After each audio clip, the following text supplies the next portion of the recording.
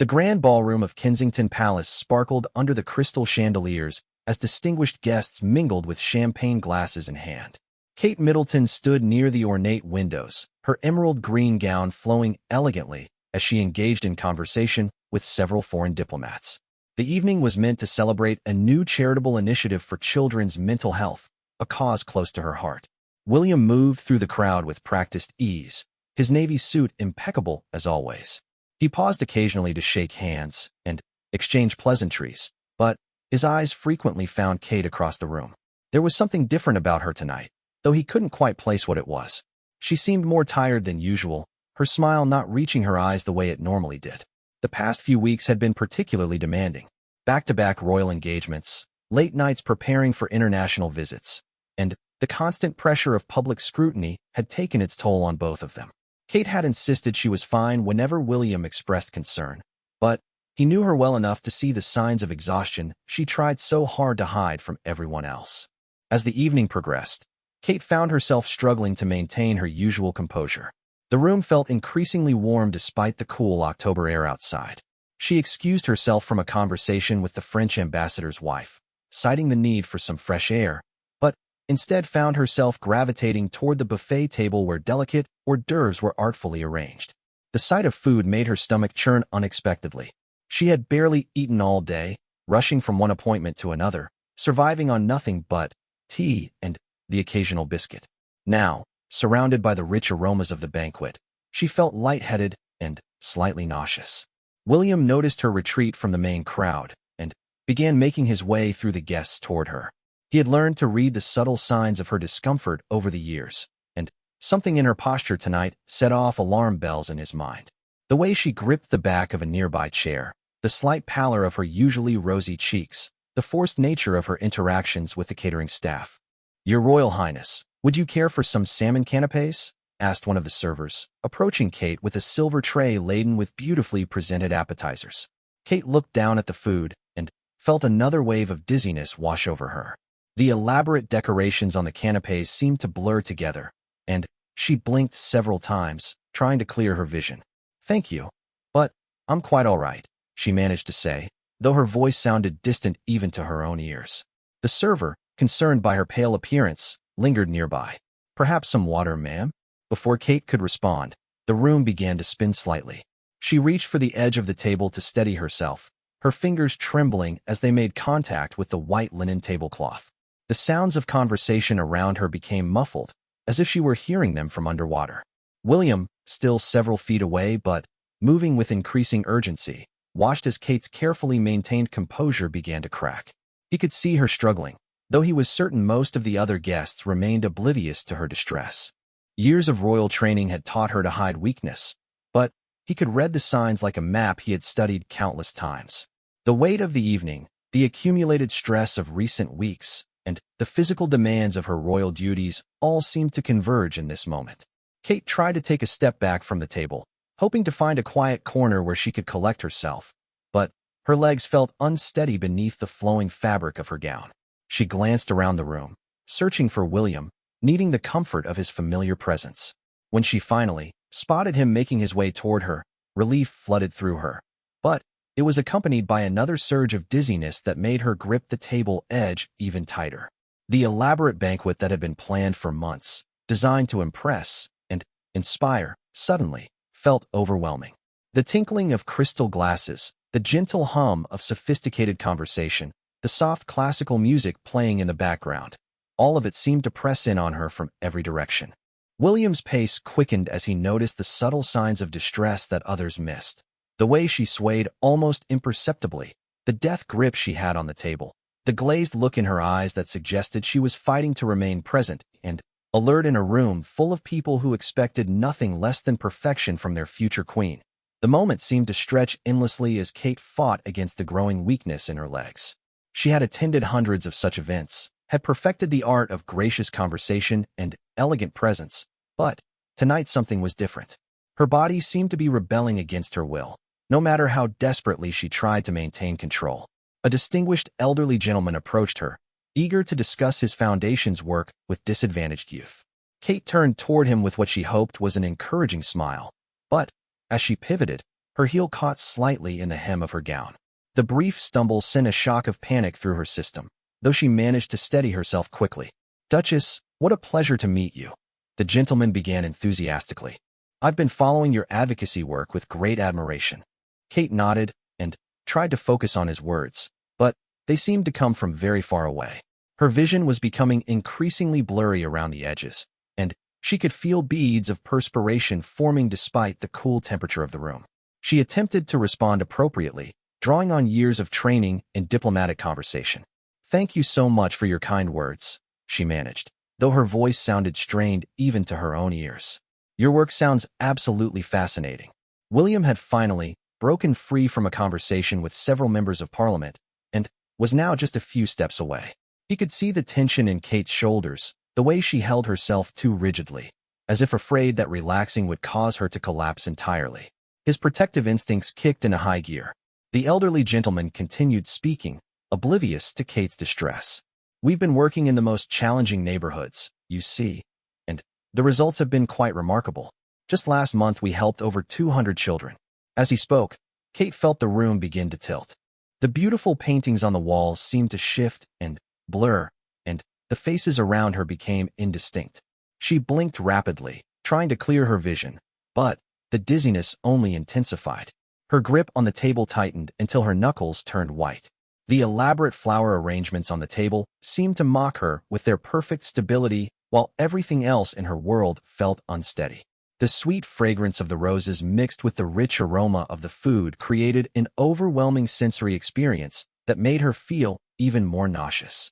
William excused himself from his conversation with uncharacteristic abruptness and moved swiftly through the remaining crowd between him and Kate. He could see that she was in genuine distress now, though she was still valiantly trying to maintain appearances. Her training as a royal had taught her never to show weakness, never to cause a scene, but he could see that her strength was rapidly failing. "I do hope we might arrange a meeting to discuss potential collaboration," the gentleman was saying to Kate, but she could barely process his words. The sounds of the party around her had become a confusing blur of voices and clinking glasses. She attempted to take a small step backward, hoping to create some space and perhaps find a chair, but her legs betrayed her. The elegant high heels that had felt comfortable at the beginning of the evening now seemed impossibly difficult to manage. Her ankle twisted slightly, and she felt herself beginning to lose her balance. The realization that she was about to fall in front of dozens of distinguished guests sent a surge of panic through her. Years of royal protocol training had ingrained in her the absolute necessity of maintaining dignity and composure at all times, but her body was no longer cooperating with her mind's demands. William saw the exact moment when Kate's carefully maintained control began to slip away entirely. Her face had gone pale, and there was a look of barely controlled panic in her eyes that only someone who knew her intimately would recognize. Without hesitation, he abandoned all pretense of casual movement and pushed through the final few people standing between them.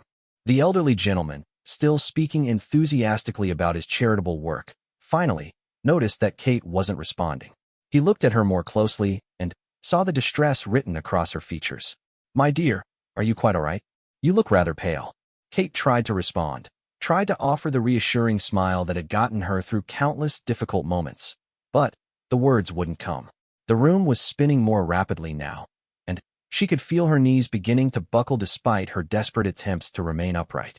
She reached out blindly, hoping to find something stable to hold on to, but her hand encountered only empty air. The realization that she was about to collapse in front of everyone, that she was about to cause the exact kind of scene that royal protocol demanded she avoid at all costs, filled her with a mixture of embarrassment and terror. The sounds around her began to fade as if someone was slowly turning down the volume on the entire world, and Kate knew with absolute certainty that she had run out of time and strength to keep fighting against whatever was happening to her body in that critical moment.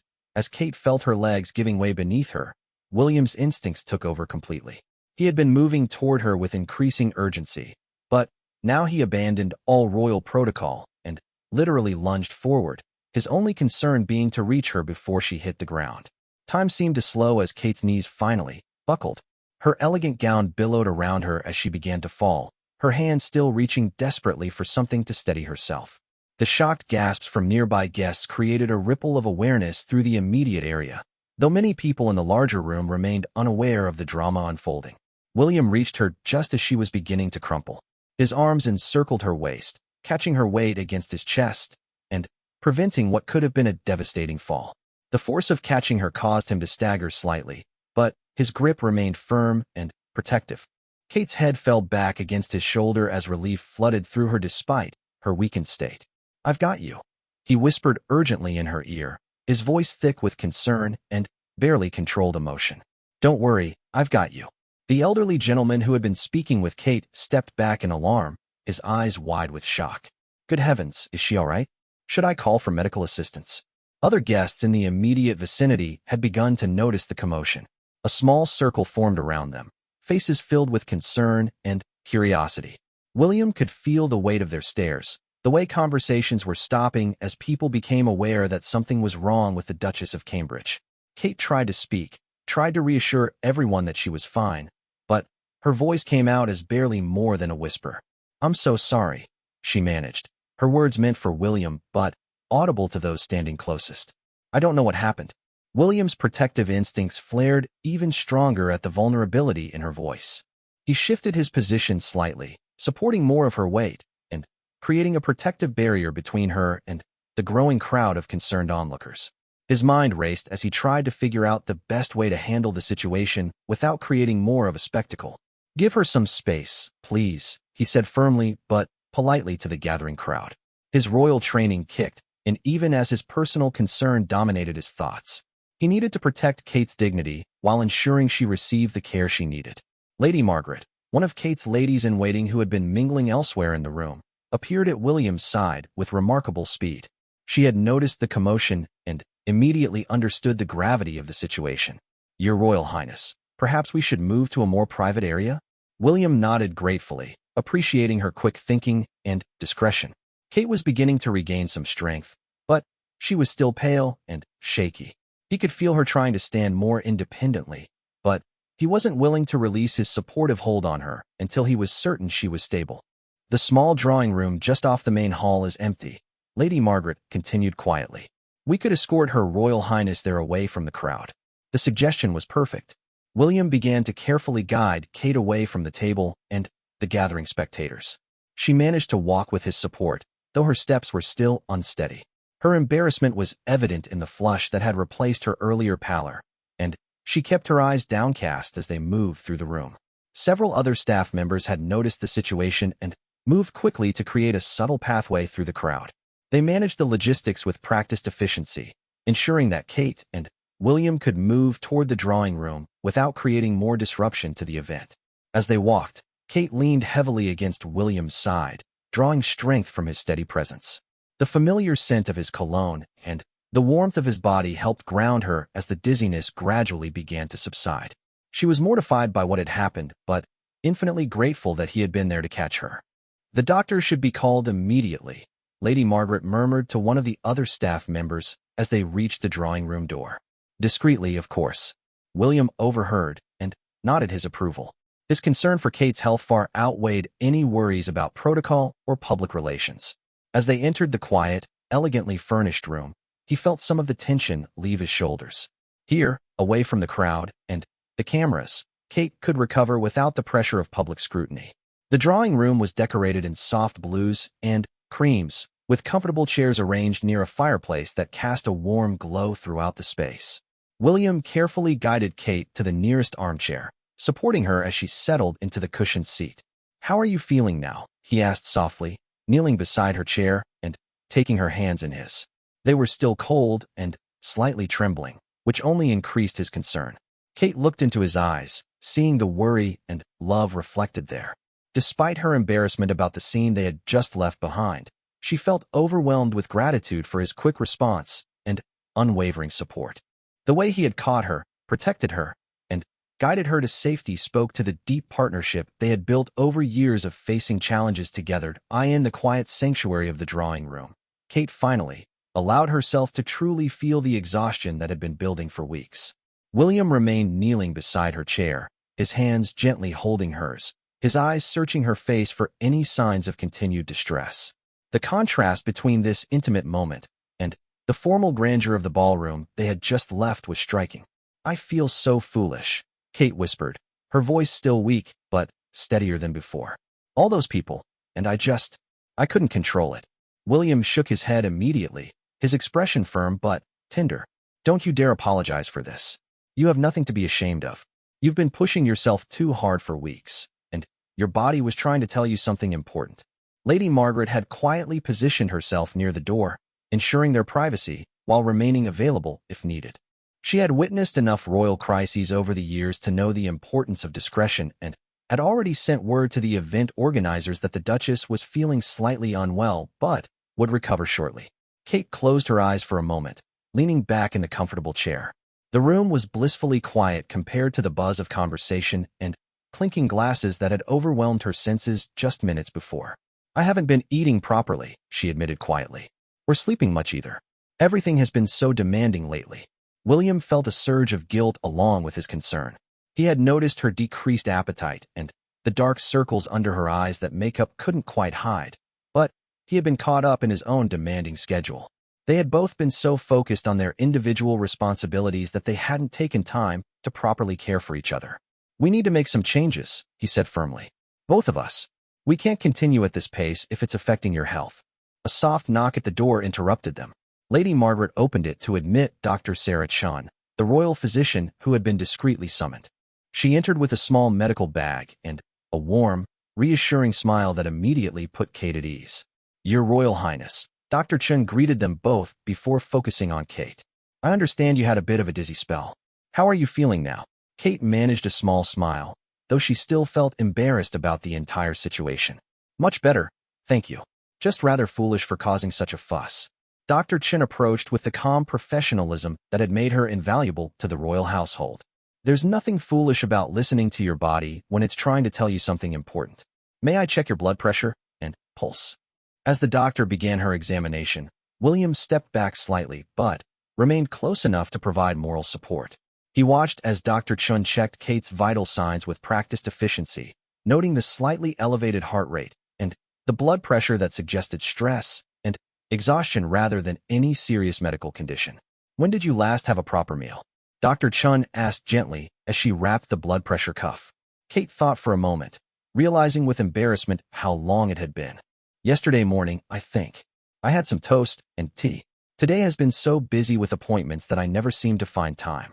Dr. Chun exchanged a meaningful look with William, who was clearly frustrated with himself for not noticing Kate's poor eating habits. The doctor made notes in her small notebook while maintaining her calm, non-judgmental demeanor. "And sleep? How have you been sleeping lately?" "Not very well," Kate admitted. "Maybe 4 or 5 hours a night for the past week or so. My mind has been racing with everything coming up." The doctor completed her examination and stepped back with a reassuring expression. "The good news is that there's nothing seriously wrong. You're experiencing the effects of exhaustion, dehydration, and low blood sugar.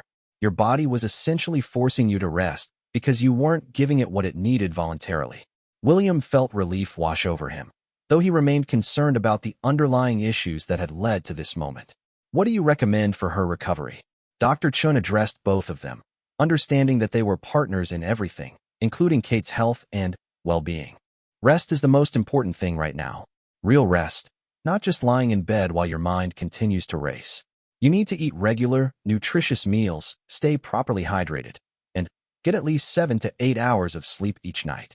Kate nodded, knowing the doctor was right, but already worrying about the commitments she would have to postpone or delegate. "How long before I can return to my normal schedule?" "Give yourself at least 3 days of proper rest before considering any public appearances," Dr. Chun said firmly. "And, moving forward, you need to build better self-care habits into your routine. The demands of royal life are intense, but they shouldn't come at the expense of your health."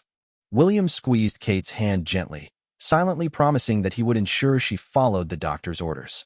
He had been shaken by how quickly she had gone from seeming fine to nearly collapsing, and he was determined to prevent anything like this from happening again.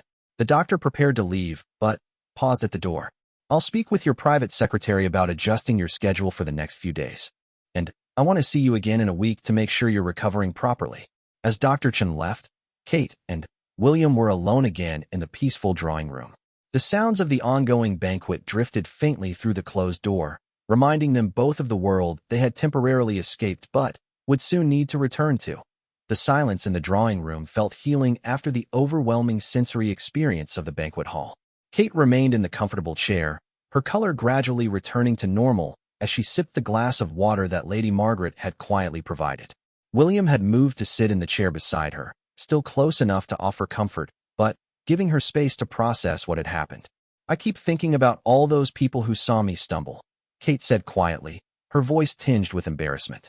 "The photos that might be taken, the stories that could be written."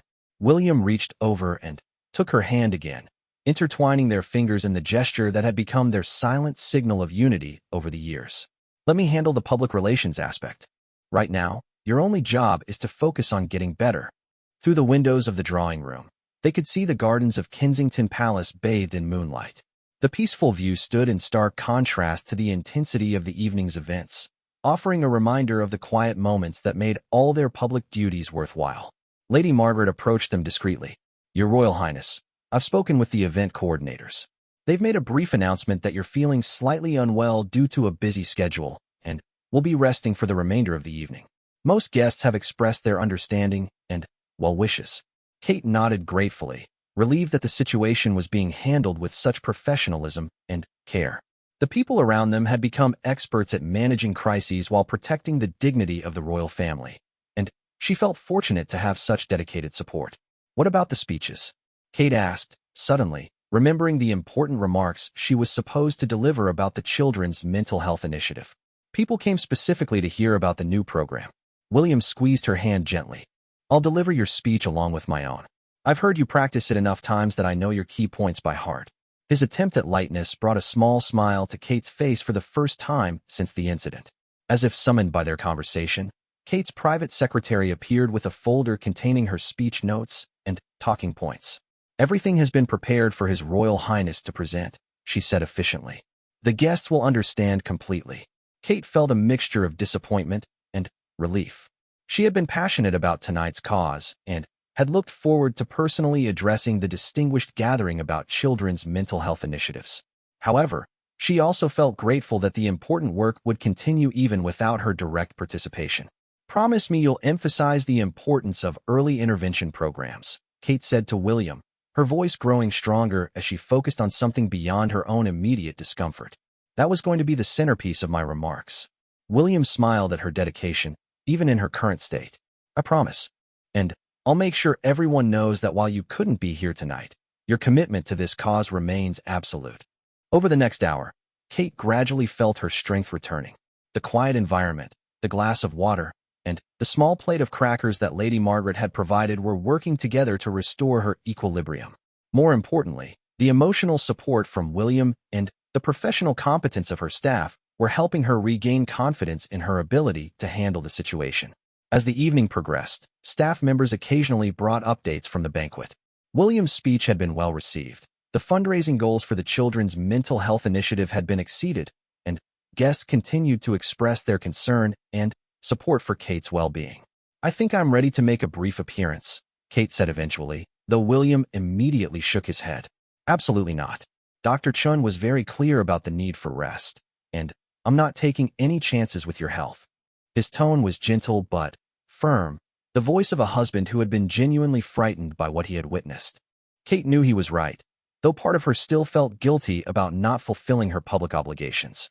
Years of royal training had instilled in her a deep sense of duty, making it difficult to prioritize her personal needs over public expectations. As the banquet began winding down, William made arrangements for their quiet departure. They would leave through a private entrance to avoid any remaining photographers or curious guests. The car was already waiting, and their security team had been briefed on the discreet exit strategy. Walking slowly through the palace corridors toward their private quarters, Kate reflected on the evening's events. What had started as a celebration of important charitable work had become a crucial reminder about the importance of self-care and the strength that comes from having unwavering support during vulnerable moments. "Thank you," she said to William as they reached their private rooms. "For catching me, for protecting me, for handling everything so perfectly." William stopped and turned to face her, his hands gently cupping her face. "You never have to thank me for loving you and taking care of you. That's not a favor or a duty. It's who we are together.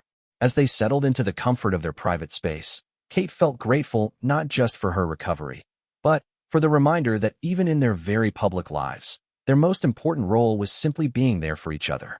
The shocking moment at the banquet had become something deeper, a reaffirmation of their partnership and their commitment to supporting each other through every challenge that royal life might bring their way.